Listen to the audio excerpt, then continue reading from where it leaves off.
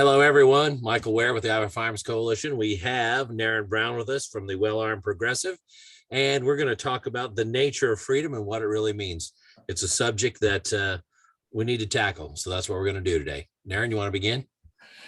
Sure, Michael. I want to thank you again and IFC for the opportunity to speak with y'all. I really had a blast down at the 2A day at the Capitol, and really would have loved, we've talked about this, and this is not anger for anybody listening, would have loved for more of my talk to have been captured.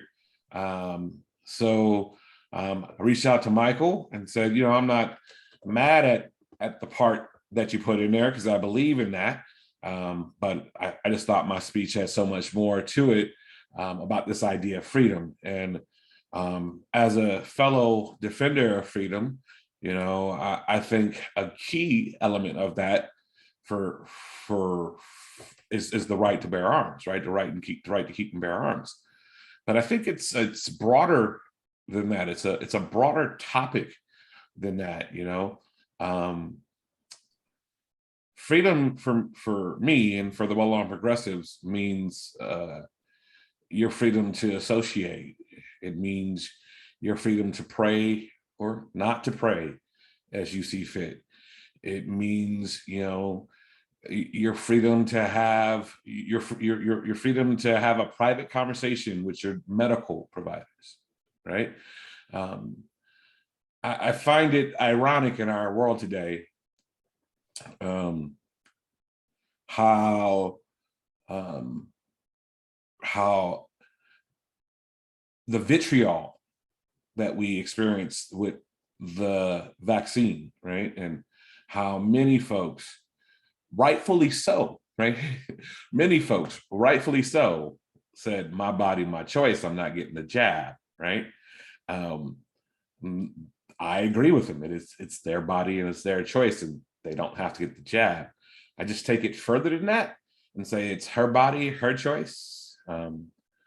It's none of the government's business who I lay with in my room, in my house, or who I marry, or what I do with my body. And I think small government means less regulation on the individual's choices, right? I've been really bothered, Michael, by what I see happening in our world today. No, it hasn't made me go out and buy more firearms, but that's because I just like to buy firearms, and one is none and two is one and three is always better. And if I see something I like and I can afford it, well, I'm going to go get it. Yes. But it does worry me, right? Because some of these things that we're seeing, and I'm just going to pick on SCOTUS here for a minute, the Supreme Court of the United States. Some of these things we're seeing where we have a group of Americans very happy about the leaked opinion, and we have a group of Americans very unhappy about the leaked opinion. The part that boggles my mind is that the group that's happy about the leaked opinion doesn't see the connection that between that opinion of Roe v. Wade, the connection between the 9th and the 14th Amendment of how we come to this idea of privacy, right?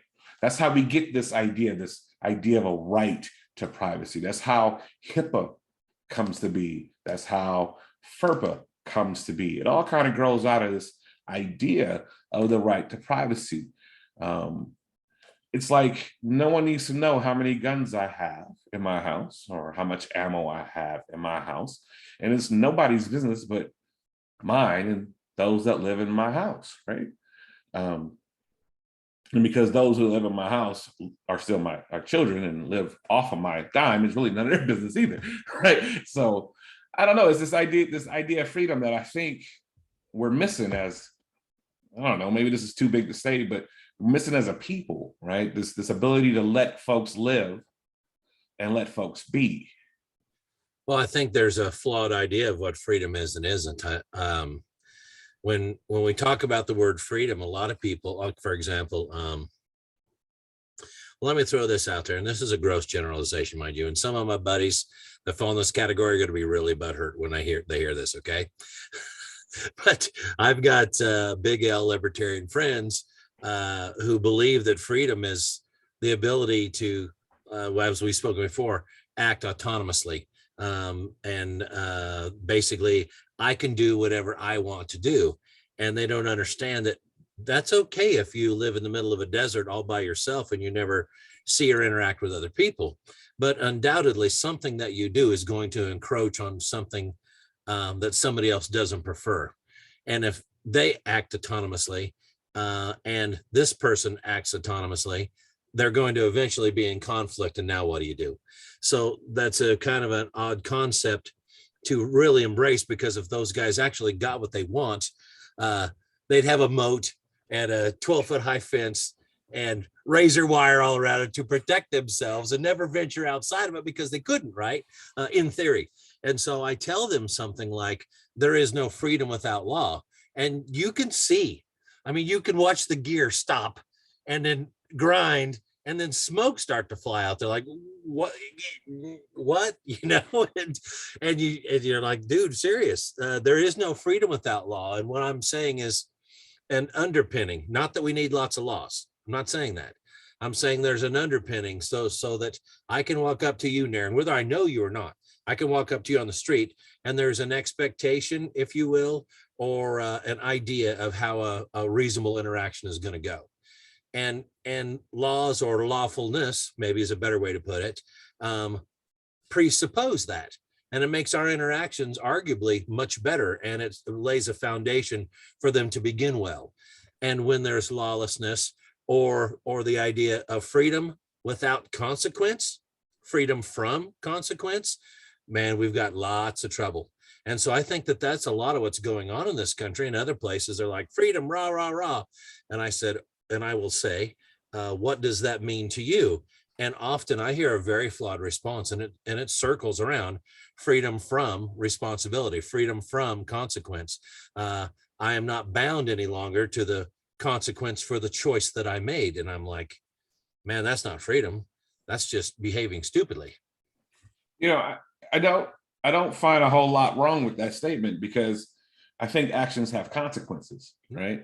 And I don't know if I ever good. said, huh? Hopefully good. Hopefully good, yeah. But sometimes bad, right? So like your freedom extends to the tip of my nose or the edge of my property, right?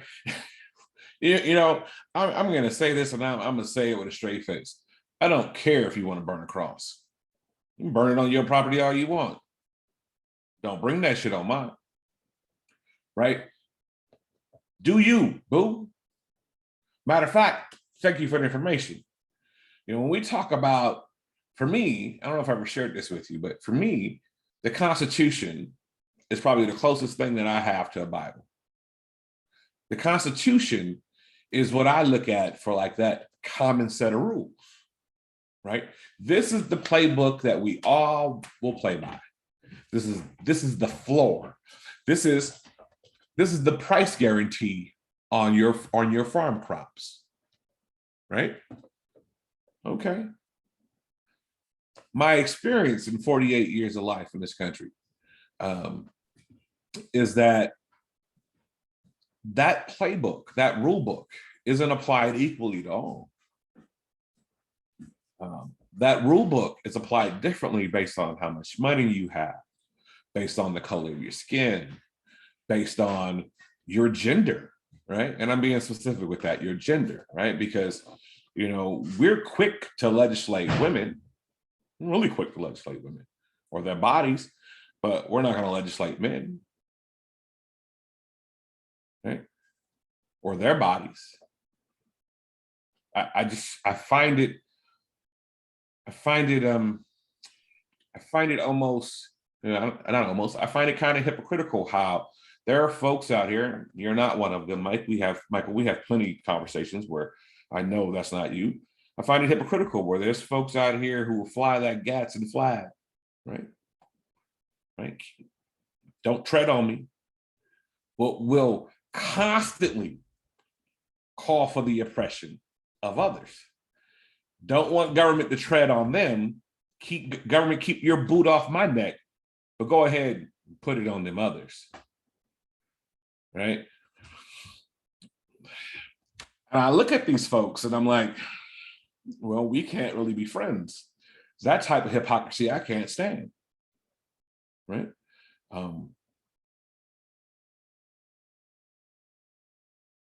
It's this world today. I mean, look, my dad was born in 37. So my dad was born in the middle of Jim Crow. My mom was born in 47. They became full citizens of this country when they were respectively like 19 and 29 and 65 with the Voting Rights Act. My grandma was born in 27, so she was in her 40s. My great grandma was born, I think, in 03, no, a little later, 10 maybe, 1910. All born here. And their whole lives, most of their lives, were spent as second-class citizens. And you know, I don't speak for a whole community. I speak for the Well Armed Progressive because it's my company and I can speak for it. I speak for my gun club because I'm the president of it.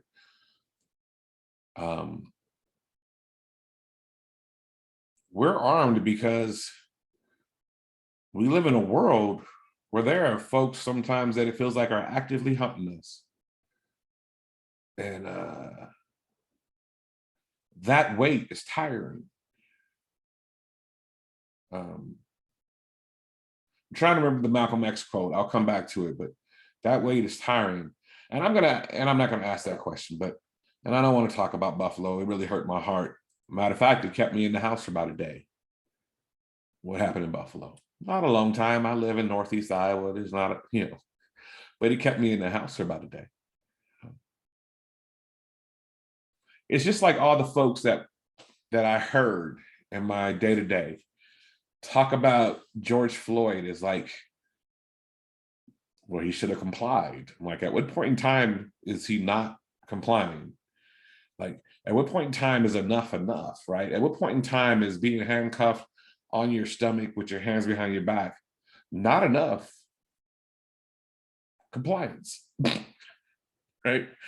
And I know some folks around these parts that if it was cats from this area, the sons of this area, that were being killed by the police, that it wouldn't be too many before they came out of the woodworks with every firearm they had and went down to the police station in City Hall and demanded some answers. I'm pretty sure you know some folks like that too. Well, I'd have to think about the application and the implications of those things. I haven't done it quite like that, but the fact of the matter is what I'm learning.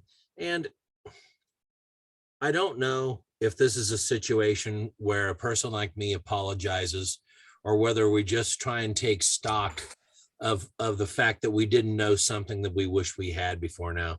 But I'm leading up to saying, when you and I had spoken before, and I've done this with other people about the Freedom Amendment that we're working very hard to make sure passes on our ballot initiative in November, right? Mm-hmm. And we call it the Freedom Amendment, and it is a right to keep and bear arms amendment, adding to the Iowa Constitution. And so I thought that this was a very simple thing. And I have sat back as a guy of my age that looks like me in rural or kind of central rural Iowa with a fist in the air going rah, rah, rah, liberty, which I'm like. I'm a liberty guy. I like the word. I like what it stands for and all the things associated with it, right? And I just assumed that meant the same things to everybody for the same reasons. And I assumed more so that the Freedom Amendment was universal in terms of being applied regardless of race, sex, creed, those kinds of things, right? Mm-hmm. And what I ended up finding out a little bit more all the time, that what I'm saying does apply to a good number of people, a lot, but it doesn't apply to all of them in that they don't identify with it that way. For example, I will talk to my Black friends and they'll say things like, Well, liberty's fine, but I see this as an issue of equality. And this is the issue of equality isn't something that I believe that I've had much of, and I'm looking forward to more of it. So I see it that way, and I want to embrace it that way, and I want to have it applied that way. And that kind of runs around in here a little bit, and you got to think through that, because you're like, how can it not? And then you say to yourself, he wouldn't or she wouldn't have said that if they didn't mean it. And so that gives you reason to pause. Or I talked to a girlfriend from college, and they tell me this is an issue of self-protection for me. Well, why is that? More so than liberty. And they'll tell you, I was sexually assaulted in college, or my roommate was, or you couldn't swing a dead cat through my sorority sisters without finding somebody who had been raped or something horrible happened to them. And they're not running out and telling everybody about that, because there's a tendency to not do that. And I get that. But they are saying to me, and she was saying to me, I need this for the purposes of protection. Liberty's fine, but liberty won't keep a rapist or a murderer off my back. And then you go down through and you find out that what I believe was a universal is, but what it actually means in terms of how people embrace it is different individual for individual. So what we really have, and I'm proud of this, I'm very happy to have been a very small part of this, is we've got something that truly is universal, but applies individually. And I think that that's something to really embrace, because when people say things, now I'm not advocating for or against this, when they say something like universal health care, the first thing I do is I'm like, I get like I tease my big L libertarian friends, right? I start to have brain freeze, and they're like, why, what's with the grimace, Michael? I'm like, well, to imply universal health care means that it's going to work for everybody well, or universally. And the fact of the matter is, I'm not universal, and neither are you. I'm individual. My needs are going to be different than yours, whatever else. So right off the bat, I see some problems with universal and then the other two words, because it should be individual in order to do it well by the individual. And so if we have something like Iowa's Freedom Amendment, this right to keep and bear arms addition to the Constitution, that is universal, but ends up so that it means something individually and applies individually, I think that that's pretty rare and also very good. But it's been a good lesson for me, Naren, because I didn't think about it in that way. And I didn't think about it in those terms.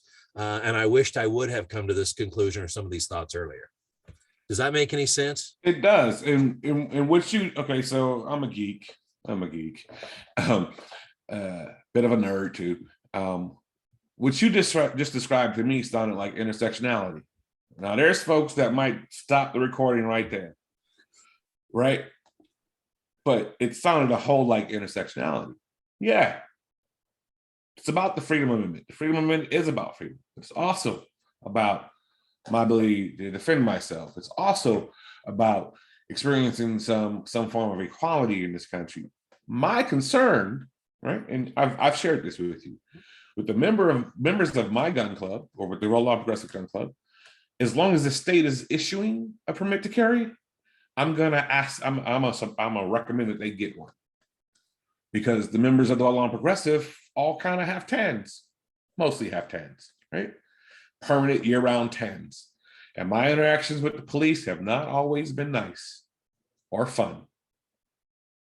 Matter of fact, I've had more negative interactions with the police in my lifetime than I've had positive ones.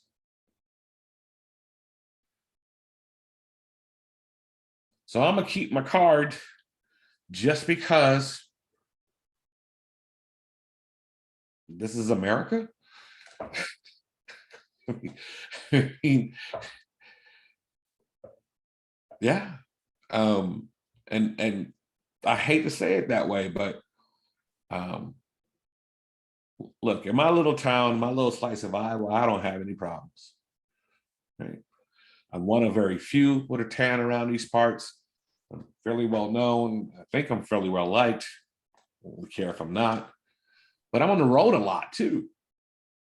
I'm in places where I'm not known. I don't just stay here all the time. I'm down in Des Moines. I'm down in the Quad Cities. I'll be going down to Brownells here in June, right? Down to Grinnell. I go up to the Twin Cities in Minnesota. I drive to Wisconsin. And I'm on the road a lot. that those two carry permits that I carry, I can straight, they have come in handy. I speed, but they come in handy. Like, here you go, officer. Nobody watching this video speeds, so that's a foreign concept. But just so everybody knows, when you were talking about having negative experience with law enforcement officers, I was thinking in my mind, have I experienced that? And I'm thinking, yeah, I have. And every one of them were in a stretch of about 7 years where I couldn't do anything but speed, and was flirted with having my license gone all the time. And I assumed that every time I was pulled over and people walk up to me snarky, they had pulled my license, looked at my record and said, this guy's a habitual speeder. I'm not going to cut him any quarter. And I didn't get it. But I also hadn't earned it. Okay. So I earned the reason why I was browbeat just a little bit. Okay. There was a point in time where there was about a 9-month stretch where I had to keep my cruise control set at the speed limit because I had gotten 2 speeding tickets in a short time. And you know how Iowa works. You get 3 inside a 12-month span, you lose your license. So there was 9 months of going to speed limit, and that was horrid. Yeah.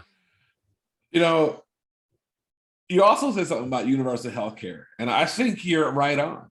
Not with the, I support the concept, I should say that, of universal health care. But I think you're right on in the sense that universal isn't going to be universal. For me, it comes back down to that kind of intersectionality place. Like, and maybe it's one of those things where things just need to be named better, right? It's not universal health care, it's universal health insurance, right? And it's actually not even universal, it's national, right? Like, we don't know the universe, we don't, whatever, right? So call it a national health insurance and name it right. Maybe, maybe you would get less pushback. I support the concept, and I get what they're trying to do with the language there, but I also think that if we're more specific in what we say, and more clear in the language we use, there's less room for confusion. Well, these things have become highly propagandized, and I don't particularly like that very much, but we've got to navigate our way through that. And so it's that way with everything that people push out. I think that the propaganda matters to the folks who market, whatever it may be, whether it's political party madness or laws or policies or whatever else. I mean, that's a huge part of it. And in the soundbite world, frankly, a well-named or well-chosen name will go a long ways. And then people will forget about it while it actually gets passed and debated, and they're on to the next thing. And that's, Naren, that's darn scary. It is. I mean, it is scary because too many people consume their news from social media. Yeah. I mean, well, the WellArmedProgressive.com is on social media, right? I take great pains in my posts. So if I'm writing something about, say the price of oil, which I wrote, price of gas, which I wrote a piece of last week on, that thing is cited and sourced, right? I took great pains to condense that information to try to keep it as accurate as possible into like 500 words, right? And then the site, my sources. But when all you do is read the headline and get upset, right? Or you're reading, and I'm not going to drop any names, but you're reading basically these news outlets that all they do is sell the fight, right? All they're trying to do is sell ad space. They're not trying to sell news, right? They're trying to sell the blood, if it bleeds, it leads, right? And you couple that with the amount of information out there, the sheer weight of it, right? And the loss of skills that I've even seen in my own children. Like, don't send me a source without a byline and a date. Right? Don't send me that and call it a source, right? Like, Right. I know they said that at school, right? I know they're still teaching that at the K-12 over here, right? But don't send me that and say, Dad, look, this happened. No, can you find me the original, please? Yeah. But we see that all the time. We live in a world today where billionaires are famous for what? Being billionaires? Or hold on, or one better, or we can get mad at somebody else's son because of whatever they may have or may not have done, but never bring up the fact of what the other person's son was actually doing on that. Like, I'm looking at folks like, really, the dissonance that has to exist to not see that, but see that. I can't make that happen. Yes, but there's a reason why this conversation stemmed and surrounded the idea of freedom, the application of freedom, the understanding of freedom. But none of these things should surprise you, because, to be frank, we're antinomianists. Nobody tells me what to do. We have freedom from moral restraint. The law doesn't apply to me if I don't like it. If I'm a Democrat, I'm not going to obey your Republican law. If you're a Republican, I'm not going to obey your Democrat law.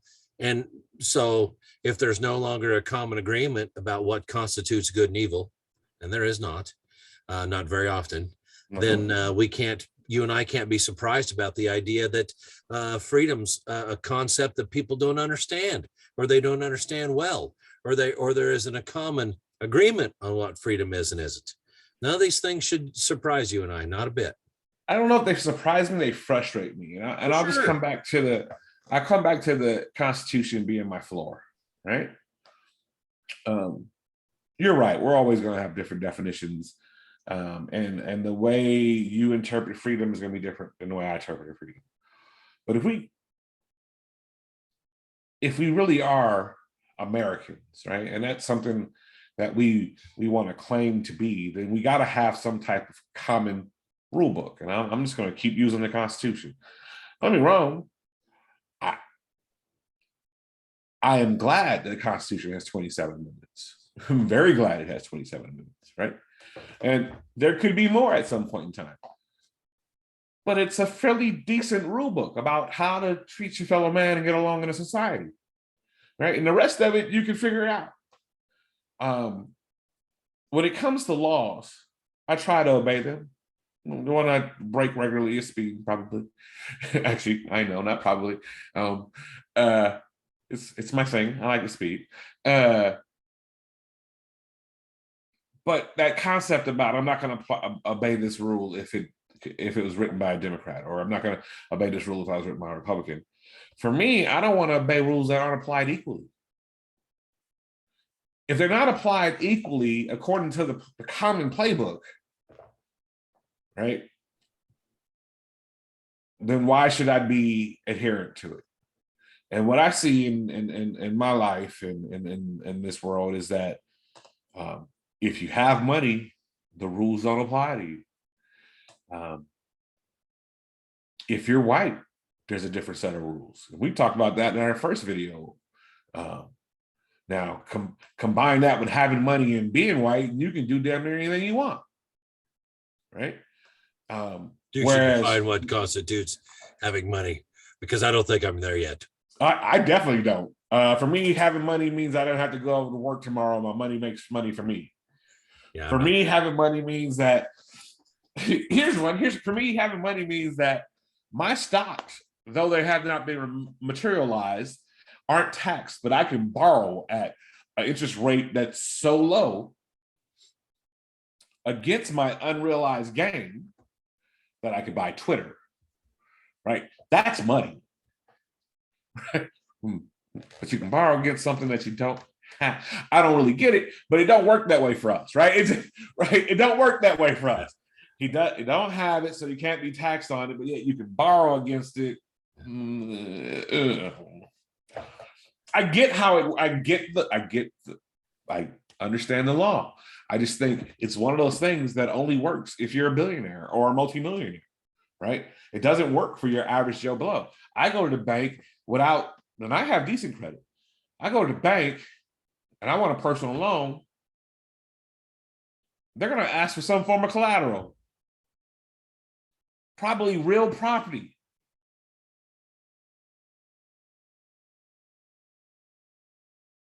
So,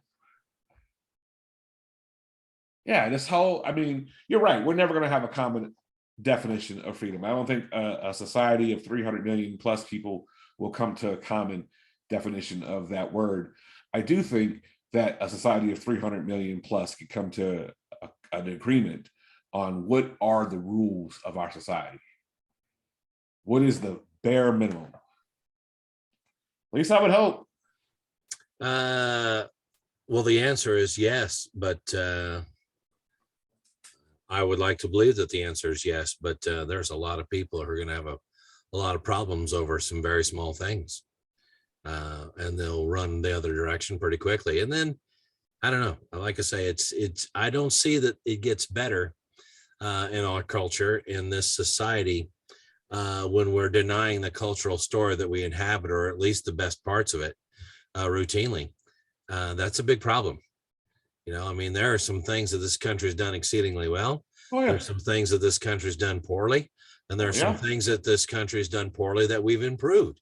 And if we're not going to at least agree on the good points and embrace them, we're going to have more conflict and more trouble. So I don't know if that shores up the brings full circle our subject or our topic for tonight.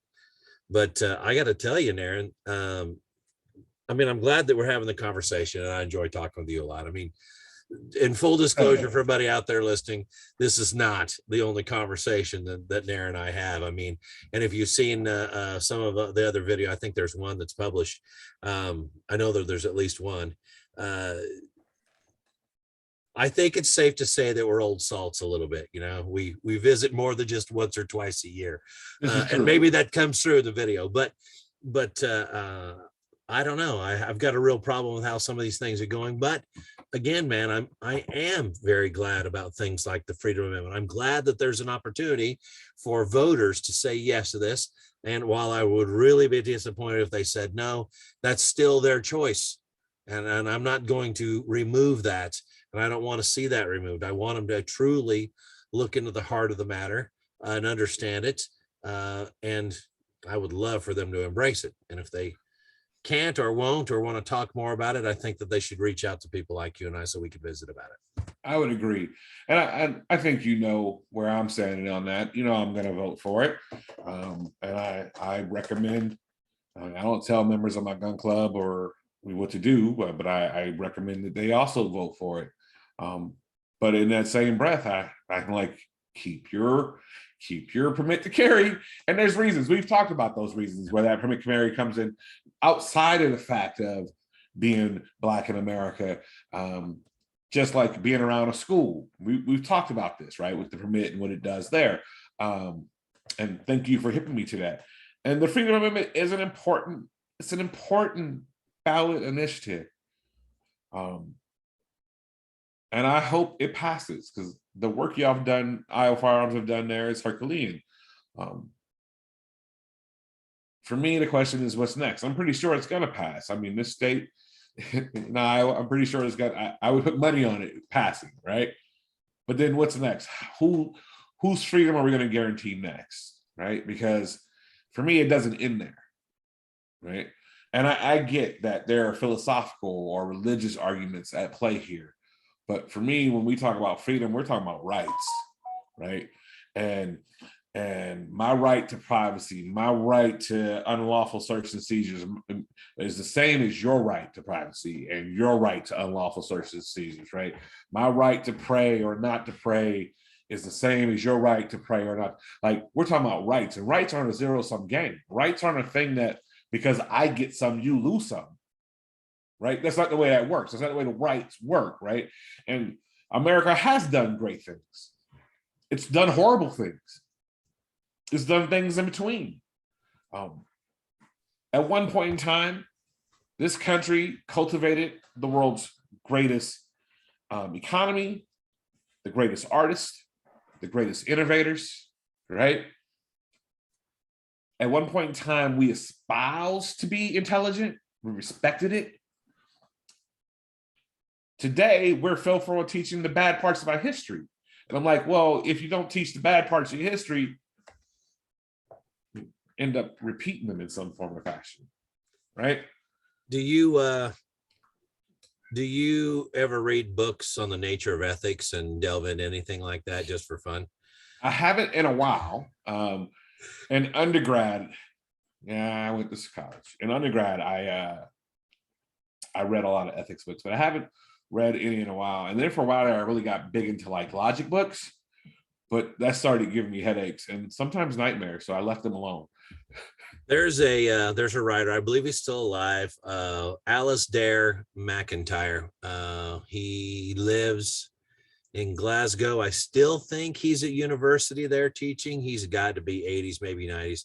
He's authored several books, and there's one in particular. I believe the title is Beyond Virtue or After Virtue, one or the other. I don't remember which.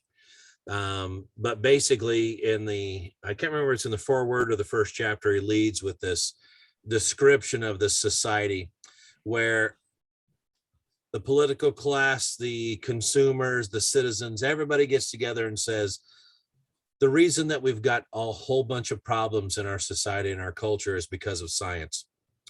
So we're going to remove science because we believe that's where our problems lie. And so they do that. And so they destroy it. They kill scientists. They burn down the laboratories. They remove the books from the shelves of the library, and they take the periodic table of elements and throw it in the burn bin, that kind of thing. And then they're like, great, we finally got rid of the problem here. Let's go forward with life and see how things go. And after 60, 80, 100 years, whatever it may be, they realize we've still got the problems we had when science was part of what we were doing. And so it naturally at that point, science gets erected somewhat. But because some of there's great holes in science now.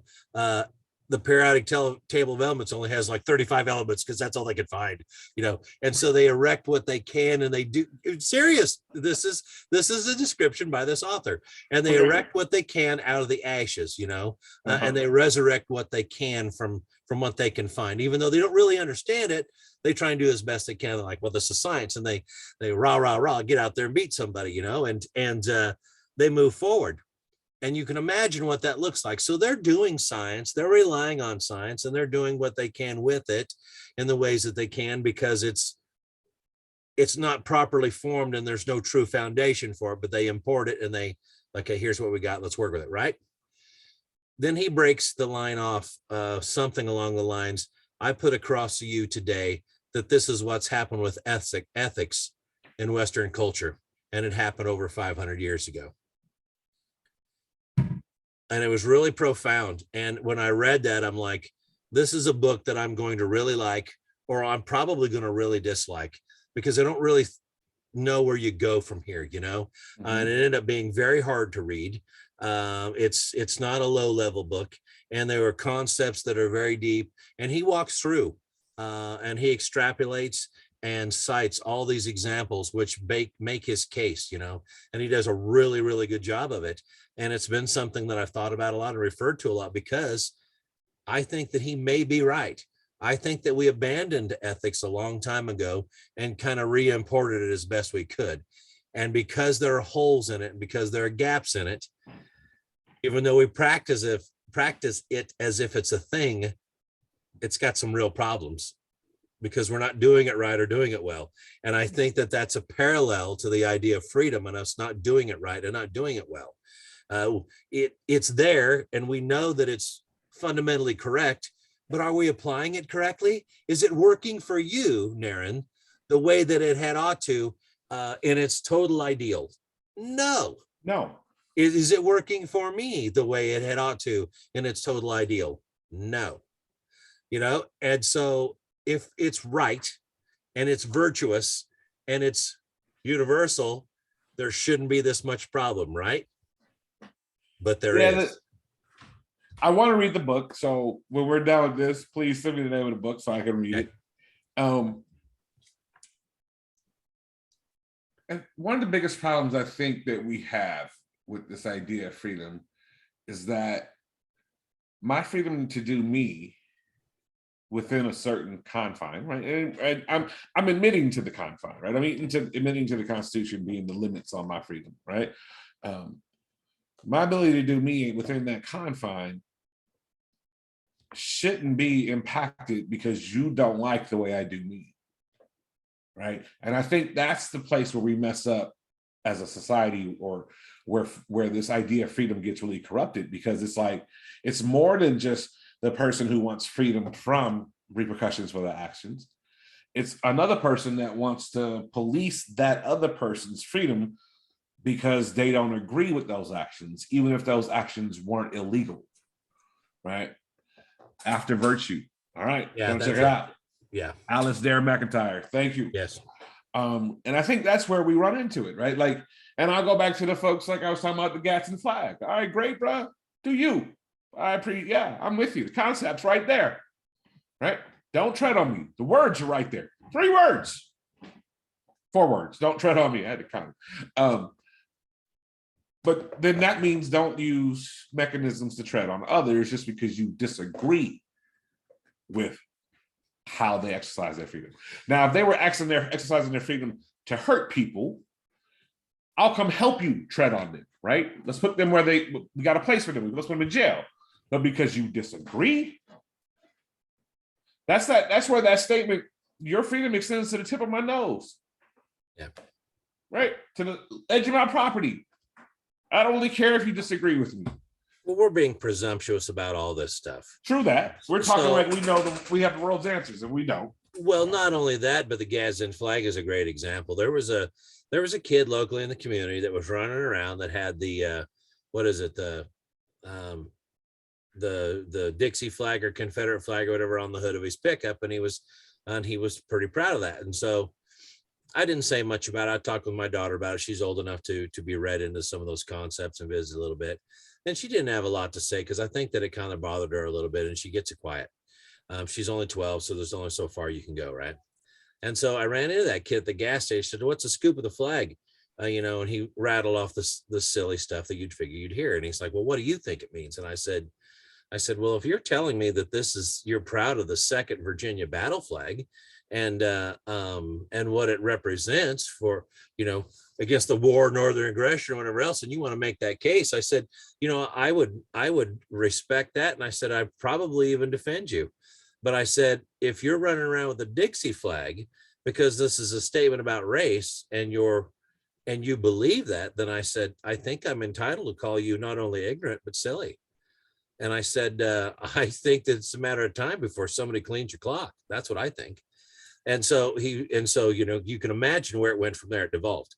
Right. But the point of the matter is, he didn't even know what he put on his hood. He really didn't. He made an assumption about what it was, and then presumed correctly what it was going to provoke in others. And so I'm like, well, you got half of this right. If you're trying to make everybody angry, you've done it. But oh, by the way, you're really, really stupid about what this is and what it isn't. I challenge you to go figure it out. And you know what's kind of funny about that? It's not on his hood anymore. He took it off. Now, I don't have any idea if I had anything to say about that. I really don't. Probably not. Okay. But I think that that's some of the problem here. I don't think that you could go to the average person, Aaron, and say, what do you think freedom means? Can you define that for me? In one paragraph, actually not a paragraph, in 2 sentences or less, what do you think freedom means? Oh, impossible. And I think it'd be very hard for most people to say what they thought that was. I agree with that sentiment. In political science, we talk about constructs and measurement, right? So like, if you're gonna measure a concept like freedom, you're gonna have to measure multiple little things to speak up, to aggregate, to create a construct of freedom, right? Because freedom is this bigger idea, right? I live up here in Northeast Iowa, and there's plenty of of that flag flying around. And I tell you, I'm at that age where I don't let people work my nerves. I try to, I believe, I know I'm in control of my mood and my emotions. And I just refuse to let people trigger me. I take a mental note, right? And say, thank you for the information. And no, you're not invited to my house, right? Like, I'm not even gonna, because in this day and age, if you are woefully ignorant of what that actual flag is, it's not actually the Confederate flag, the one we're talking about. We're talking about the Dixie battle, right? We're talking about the battle flag. If you're ignorant of what that is in today's day and age, or you don't want to believe what that flag is in today's day and age, then I pretty much don't have a lot of time for you, right? But support your right? Support your freedom to do it. I do not support your freedom to use those ideologies to oppress others.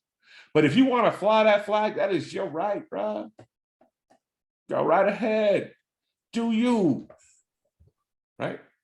Now, I'm gonna vote. We're probably gonna vote differently.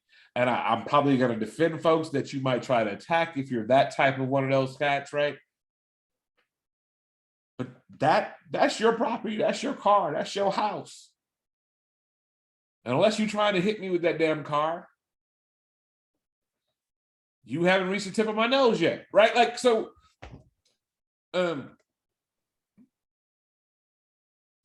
I just kind of look at folks like, and then there's always this argument too. And when I did used to wade into that conversation about why are you flying that flag, right? When I tried to be a teacher about it, right? And folks would tell me heritage. I'm like, man, you need to read.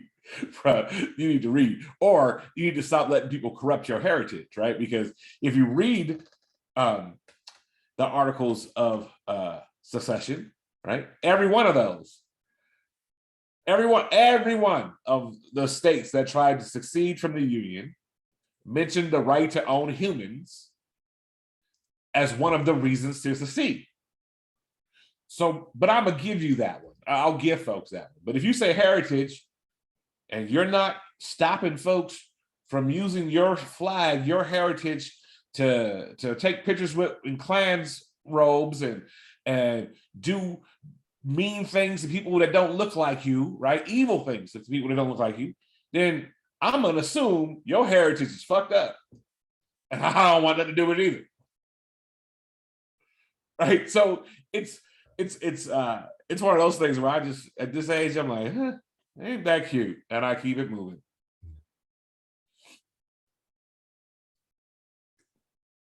Last word. I want to thank the Iowa Firearms Coalition, because in all reality, y'all didn't have to do this and didn't have to let me have this conversation about the video, about this, or about, even hear my complaint about the commercial y'all put out. So I want to thank the Iowa Firearms Coalition. I also want to advocate for anyone who follows my social media to vote for the Freedom Amendment. I think it's the right thing to do if you live in Iowa.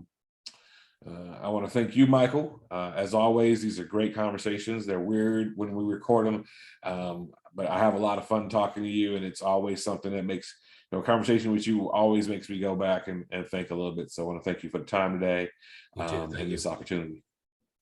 Fantastic. No, thank you. Thank you, the Well-Armed Progressive, for taking the time. I enjoy talking with you, Naren. It's always a pleasure. It's good that we can record it and share it with others. But I'm also glad that there are many that we have that are they're just for us, and I'm okay with that. So that's all right. Me too. Me too. Okay, so the Freedom Amendment vote on November 8th. It's going to be in the backside of the ballot, so flip it over and do that. And we'd like to see yeses. And then we have on the Iowa Firearms Coalition page, iowafc.org, a page dedicated solely to the Freedom Amendment, so you can go read about it. As one of 6 states in the nation that doesn't have it in our state constitution, it's absolutely necessary that we do. And I'm going to read that real quick, and then we'll break and we'll go. The right of the people to keep and bear arms shall not be infringed. The sovereign state of Iowa affirms and recognizes this to be a fundamental individual right. Any and all restrictions of this right shall be subject to strict scrutiny. And that last line is very important because that basically tells a judge, a panel of people, the robed masters, I refer to them. I don't like judges a lot in premise. There's a lot of power there, but it tells them this requires the highest level of judicial review. You need to have a really good reason to act on this and restrict. And so it's not that it can happen or won't happen. It's that you better become loaded for bear. You better have a good reason to do this. It needs to be objective and have a compelling state interest. So that's good for us. And oh, by the way, if you can tell me a right that shouldn't have that level of judicial scrutiny, I would be interested to know what it was. Which rights don't you care about? You know, and it's serious, Darren. I'm not joking. That's truth. That's the truth. I'm with you. The